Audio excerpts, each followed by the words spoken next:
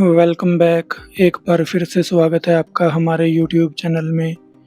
आज हम आपके लिए लेके आए हैं पिक्सल एलईडी का क्रैकर ट्री, जो कि हम T1000 कंट्रोलर से चला रहे हैं, जिसमें आपको बेहतरीन कलर कॉम्बिनेशन के साथ डिज़ाइन देखने को मिलेंगे।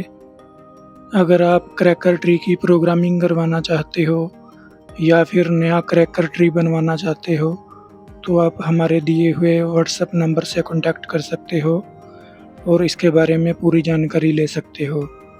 आगे और नए नए वीडियो देखने के लिए हमारे चैनल को सब्सक्राइब करें और बेल आइकन को ऑन रखें, ताकि हम जब भी वीडियो अपलोड करें तो उसका नोटिफिकेशन आप तक आ जाए। मिलते हैं अगले वीडियो में।